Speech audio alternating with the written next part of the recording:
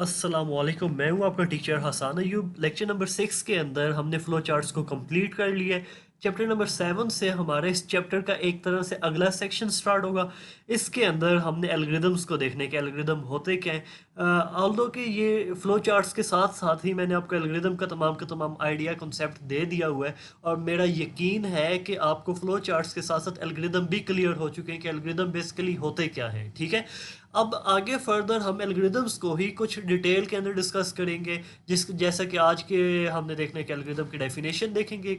उसके बाद problem solving के अंदर, मसले को हल करने के अंदर एल्गोरिदम का क्या रोल है, अगर एल्गोरिदम नहीं लिखते तो क्या मसला होगा, लिखते हैं तो क्या फ़ायदा है। ठीक है, तो ये चीज़ें डिस्कस करेंगे। उसके बाद हम देखेंगे फॉर्मुलेशन ऑफ एन एल्गोरिदम, मतलब एल्गोरिदम बनाने में कौन कौन से स्पेसिफिक वर्ड्स, कौन कौन सी स्पेसिफिक चीज़ें इस्तेमाल होती हैं। ठीक है, और ये आज का हमारा होगा लेक्चर नंबर 7, और 1 से जो 6 तक है वो आप साथ साथ इनको समझ लीजिएगा। अगर समझ नहीं आती दोबारा उस लेक्चर को सुने, अगर दोबारा भी नहीं आती तो आप कमेंट्स के अंदर वो क्वेश्चन आप पूछें जहाँ पे आपका दिमाग अटक रहा है या आपके कॉन्सेप्ट्स क्लियर नहीं हो रहे। ठीक है, अगर आपने कोई फीडबैक देनी है तो लाजमी कमेंट्स के अंदर, या कोई भी और आपने कमेंट देना हो तो लाजमी बताया करें मुझे। ठीक है, तो आज का लेक्चर जो है वो स्टार्ट करने से पहले मैं आपका एल्गोरिदम की से थोड़ा सा हिस्टोरिक बैकग्राउंड मैं बता दूं। हिस्टोरिक बैकग्राउंड बच्चों को बताना इस वजह से इम्पॉर्टेंट होता है कि बच्चे के नॉलेज में थोड़ा इजाफा हो जाए, और जब उसको पता चल जाएगा ना कि अच्छा ख्वारिज़मी, तो वो शायद कुछ कई बार होता है कि बच्चे ज़्यादा इंटरेस्ट लेके इस टॉपिक को पढ़ते हैं जब उनको थोड़ा बहुत हिस्टोरिक बैकग्राउंड पता चल जाता है।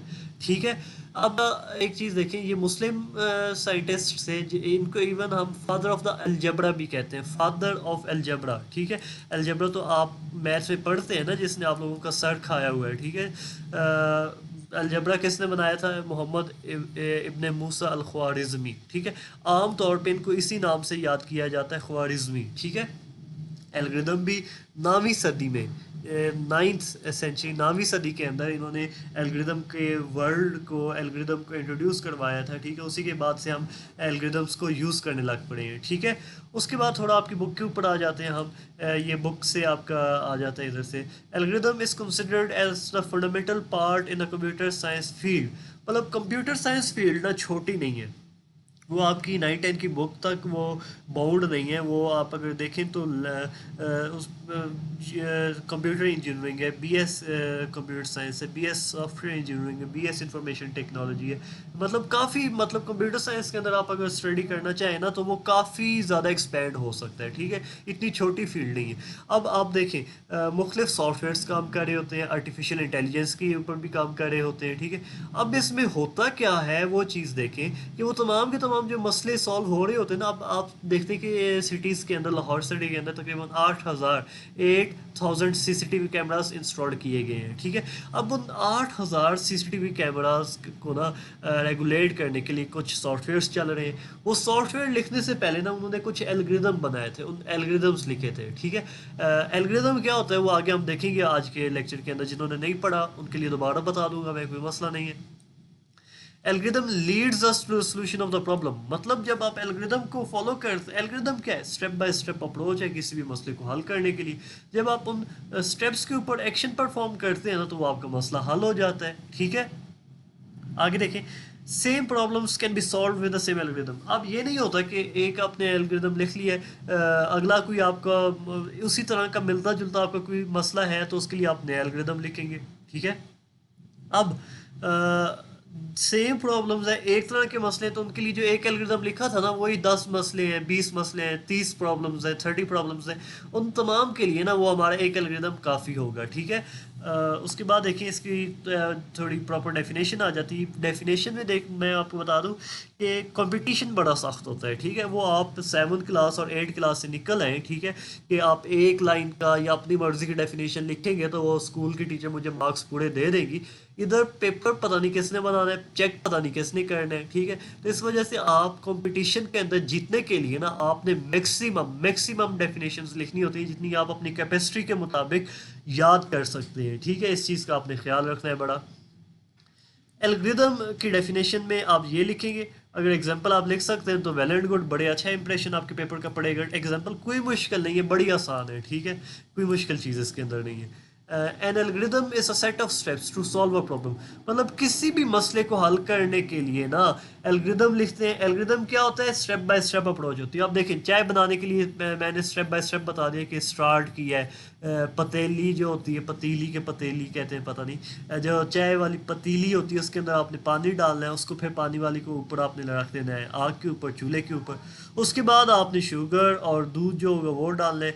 उसके बाद इसके अंदर उसने ना एक चीज़ मिस कर दी है, वो पत्ती भी डालते हैं, ठीक है। वेट टिल इट बॉयल्स, जब तक वो गर्म ना, अब डिपेंड करता है वो आप जो टी होती है या पत्ती होती है वो आप उसी के अंदर डाल दें, या वो आप जो साशिट होते हैं वो आप उसके साथ ऐड करना चाहें तो वो आप कर सकते हैं, ठीक है। जब पानी बॉयल हो जाए तो उसके बाद आपने क्या कर देना, उसको उतार लेना है, ठीक है। और ये आपका मसला हल हो गया, ये आपकी ना चाय तैयार हो जाएगी, ठीक है। आप देखें जब आप इन स्टेप्स के ऊपर अमल करेंगे ना, एक्शन परफॉर्म करेंगे, तो वो आपका मसला क्या था, चाय बनाना, तो वो सॉल्व हो गया, ठीक है। देखिए an algorithm is a set of steps to solve a problem. आपकी बुक पे ना सिर्फ इतनी डेफिनेशन लिखी हुई है जो कि प्रॉपर नहीं है। आप वो डेफिनेशन लिखेंगे ना पेपर के अंदर तो उन्होंने आपको मार्क्स नहीं देने, ठीक है। तो थोड़ी सी मैंने आगे एक लाइन ऐड की है, वो देख लें। If we follow these steps, अगर हम इन स्टेप्स को फॉलो करें, इन स्टेप्स को, we accomplish the particular task. Accomplish का मतलब है हासिल करना, कंप्लीट करना। पर्टिकुलर टास्क मतलब जिस मकसद के लिए, जिस प्रॉब्लम के लिए आपने एल्गोरिदम लिखा था, वो मसला आप सॉल्व कर लेंगे, वो प्रॉब्लम को आप सॉल्व कर लेंगे, ठीक है। कहना ये चाह रहा है। आगे देखें, it is written in natural languages. Natural language का मतलब है कि आप उर्दू में लिखें, आप इंग्लिश में लिखें, आप फारसी में लिखें, आप जर्मन में लिखें, आप चाइनीज़ में लिखें। कोई आपके ऊपर कंपल्जन नहीं है कि आपने सी लैंग्वेज उठा के या कोई प्रोग्रामिंग लैंग्वेज उठा के आपने उसके अंदर काम करना है, ठीक है। So it is easily understandable by the humans, क्योंकि ये नेचुरल लैंग्वेज होती है। नेचुरल लैंग्वेज का मतलब है जो हम इंसान बोल रहे होते हैं, ठीक है, जो हम ह्यूमन बींग्स की लैंग्वेज है, जैसा कि इंग्लिश है, जैसा कि उर्दू है, जैसा कि पंजाबी है, ठीक है। तो उनको हम क्या कहेंगे, नेचुरल लैंग्वेज। नेचुरल लैंग्वेज हम इंसानों के लिए पढ़ना बड़ा आसान होता है, ठीक है। तो ये एग्जाम्पल अभी मैं आपको करवा चुका था। उसके बाद देखिए, role of an algorithm in problem solving. मतलब प्रॉब्लम सॉल्विंग के अंदर एल्गोरिदम की क्या अहमियत है, क्या उसका रोल है, वो देखेंगे। An algorithm has a vital, vital का मतलब है बहुत अहम, ठीक है, important. Algorithm has a vital role in problem solving as it provides a step by step guide to the problem solver. अब ये सॉल्विंग नहीं है, सॉल्वर है। इसका क्या मतलब है, मसले को हल करने वाला, मसले को सॉल्व करने वाले को हम क्या कहेंगे, प्रॉब्लम सॉल्वर कहेंगे। अब क्या क्या रहा है कि प्रॉब्लम सॉल्विंग के अंदर ना, प्रॉब्लम सॉल्विंग के अंदर एल्गोरिदम बड़ा अहम चीज़ है, बड़ा अहम रोल अदा करता है प्रॉब्लम सॉल्वर के लिए, उस शख्स के लिए जो मसले को सॉल्व करने आया हुआ है, ठीक है। उसके बाद it is a complete description of the solution.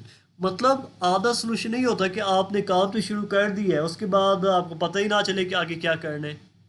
जैसे समटाइम्स हम होमवर्क चेक करते हैं तो बच्चे ने आधा काम किया हुआ होता है, नींद आ गई है, सो गए, खाना खाने के लिए मामा ने बुला लिया, वो चला गया, ठीक है। तो बाकी काम वो बीच में ही छोड़ देता है, ठीक है, उसको पता ही नहीं होता कि मैंने काम कंप्लीट करना है। तो एल्गोरिदम के अंदर ऐसा नहीं होता। एल्गोरिदम के अंदर ना वो काम कंप्लीट करना होता है, जो मसले का आप स्टेप्स लिख रहे थे ना उनको कंप्लीट किया जाता है, ठीक है। तो इस वजह से क्या कह रहा है कि मसले का सोल्यूशन का ये कंप्लीट डिस्क्रिप्शन है, एक मुकम्मल हल होता है, ठीक है।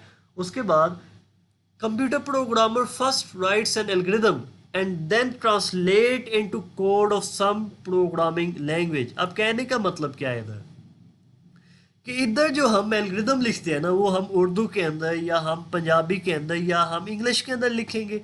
आमतौर पे इंग्लिश के अंदर ही होता है, वो मैं आपको समझाने के लिए उर्दू और वो बाकी लैंग्वेजेस को यूज़ कर रहा हूँ, ठीक है।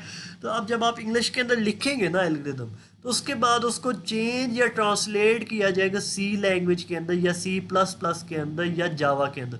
मतलब जो भी आप लैंग्वेज चूज़ करेंगे ना उसके बाद उस लैंग्वेज के अंदर चेंज करके, ट्रांसलेट करके आप जो है वो एक सॉफ्टवेयर तैयार कर लेंगे, ठीक है।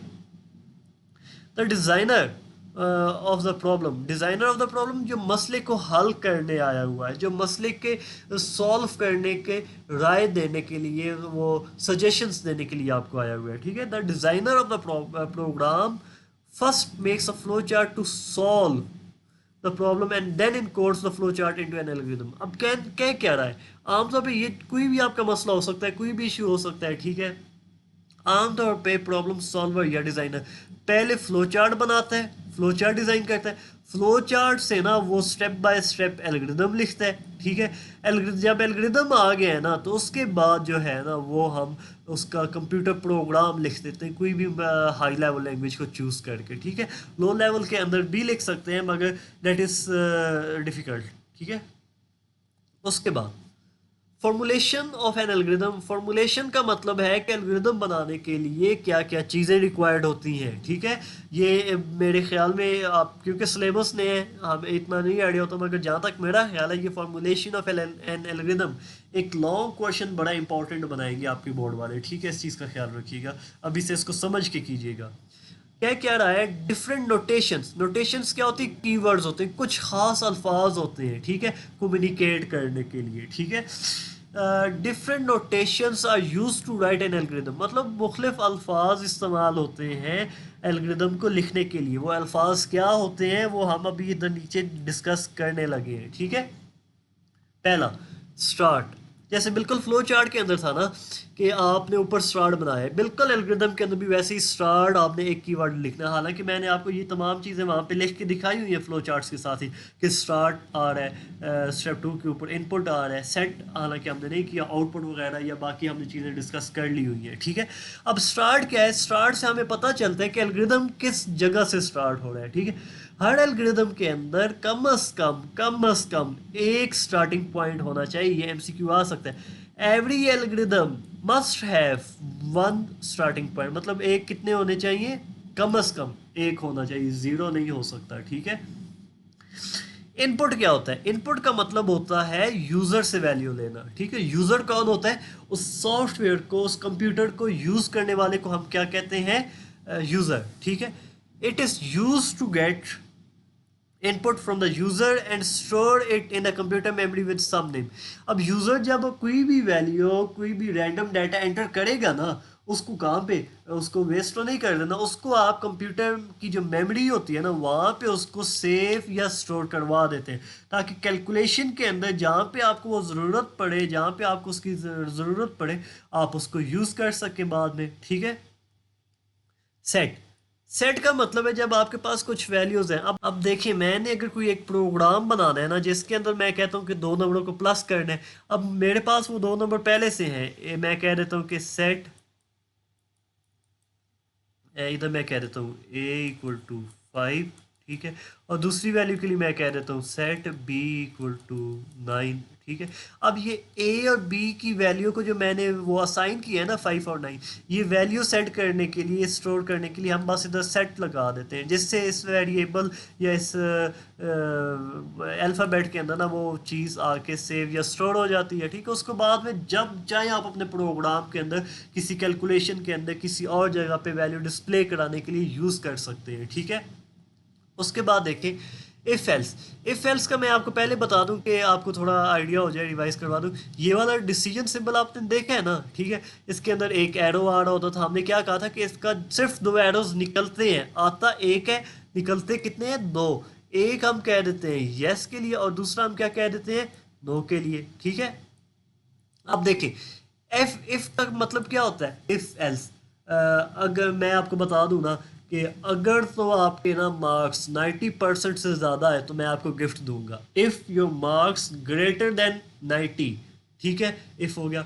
एल्स, एल्स में भी तो बताना है ना कि 90 से कम आए तो क्या होगा, ठीक है। तो एल्स मैं आपको मारूंगा, ठीक है, आपको पनिशमेंट मिलेगी, ठीक है।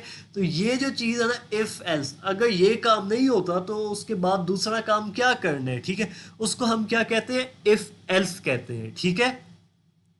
ये यस वाई जो होता है ना, यस होता है, ये इफ़ होता है, मतलब इफ़ की कंडीशन जब ट्रू होगी, और जब वो कंडीशन फॉल्स होगी तो उसके लिए हम ये नो वाला इस्तेमाल करते हैं, ठीक है। आपको मेरे ख्याल में रिवीजन हो चुकी होगी ये जो अभी चीज़ मैंने आपको बता दी है। अगर ये फ्लो चार्ट्स वाला आपने लास्ट टाइम लेक्चर नहीं सुना तो वो आप लेक्चर पहले सुन लें, उसके बाद आपको ये चीज़ें ऑटोमेटिकली समझ आ जाएंगी, ठीक है। अब देखिए आगे, it is use to check the condition, वही ये कंडीशन चेक हो रही है, ठीक है। For example the condition like if A greater than B, कि क्या ए बी से छोटा है या बड़ा है, ये कंडीशंस भी हम लास्ट टाइम लगा के चेक कर चुके हैं। उसके बाद a condition is evaluated as true और फॉल्स, वही चीज़ के कंडीशन की सिर्फ दो पॉसिबिलिटीज है, या तो वो ट्रू होगा या फॉल्स होगा, इसके अलावा कोई तीसरी गली या कोई तीसरा रास्ता उसका नहीं बनता, ठीक है।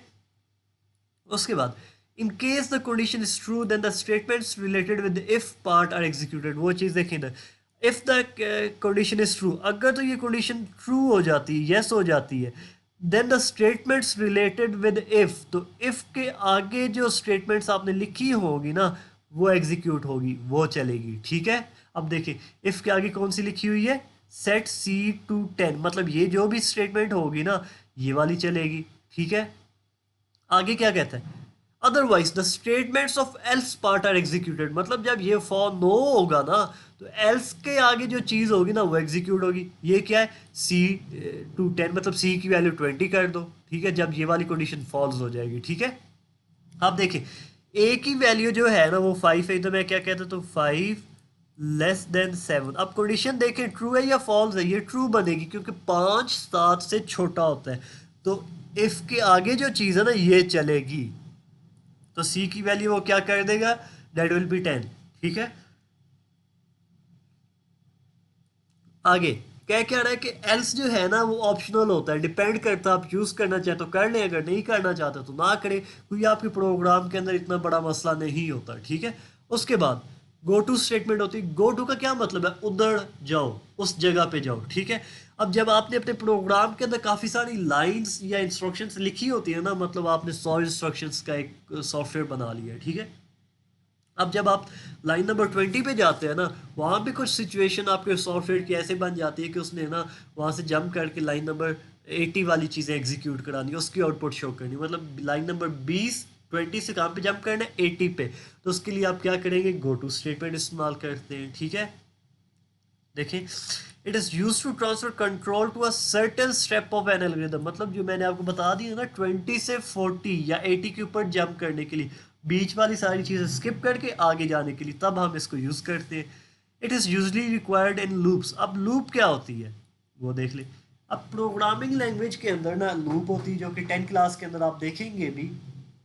अब लूप जब भी आपने कोई चीज़ रिपीट करनी है ना, अब मैंने आपको कह दिया है कि आप अपना नाम ना 10,000 बार प्रिंट करा के लाएं, मतलब एक पेपर के ऊपर या 10 पेपर्स के ऊपर आपका नाम तकरीबन 10,000 बार लिखा हो।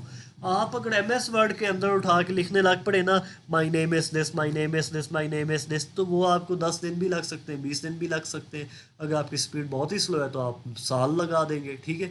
तो अब होगा क्या कि लूप क्या करती है, एक ही काम को ना बार बार रिपीट करने के लिए इस्तेमाल होता है। अब आपका काम रिपीट क्या हो रहा है, my name is this, my name is this, my name is this, तो ये आपका काम चंद सेकेंड्स के अंदर वो परफॉर्म कर देगा सॉफ्टवेयर, ठीक है। रिपीटिशन स्ट्रक्चर है, मतलब जब आपने कुछ चीज़ों को बार बार रिपीट करना होता है तब हम लूप स्ट्रक्चर इस्तेमाल करते हैं, ठीक है, ये वाला लूप, ठीक है। आउटपुट, और नाम से आपको ज़ाहिर हो रहा होगा कि डिस्प्ले करने के लिए, रिजल्ट्स को डिस्प्ले करने के लिए यूज़ होता है। It is use to display the values, values मतलब जो रिजल्ट हमारे आ जाते हैं, जैसे कि C=10 हमने इधर किया था, ठीक है, इसका रिजल्ट डिस्प्ले करना है तो इधर हम क्या लिखेंगे, आउटपुट, ठीक है। जब आपका एल्गोरिथम कंप्लीट हो गया है तो उसके बाद आपने ऑब्वियसली बताना है कि हाँ जी मेरा काम इधर कंप्लीट हो गया, आप इधर रुक जाओ, ठीक है, इसके आगे कोई और मज़ीद रास्ता नहीं जाता, ठीक है, इधर गली बंद हो गई, स्ट्रीट इधर बंद हो गई है, ठीक है। तो उसके लिए हम क्या करते हैं, स्टॉप का कीवर्ड इस्तेमाल करते हैं। टर्मिनेशन पॉइंट, टर्मिनेशन का मतलब होता है ख़त्म होने वाला जगह, टर्मिनेट, ख़त्म, ठीक है। जहाँ पे आपका एल्गोरिथम ख़त्म होगा वहाँ पे आपने क्या सिंपली लगा देना है, स्टॉप, ठीक है। उम्मीद है कि आज का ये लेक्चर आपको बड़ी अच्छी तरह से समझ आ चुका होगा। इन केस अगर आपके माइंड के अंदर कोई क्वेश्चन है, कोई आपका कोई कंसेप्ट नहीं क्लियर हो रहा, तो नीचे कमेंट सेक्शंस के अंदर लाजमी कमेंट किया करें। कोई चीज़ या कोई इम्प्रूवमेंट या कोई फीडबैक आप देना चाहते हैं इस चैनल के बारे में तो वो भी लाजमी दिया करें, ताकि आपकी फीडबैक्स के मुताबिक ही हम अपने चैनल को कस्टमाइज़ करेंगे, ठीक है। अगले लेक्चर तक के लिए अल्लाह हाफिज़, अपना ख्याल रखिएगा।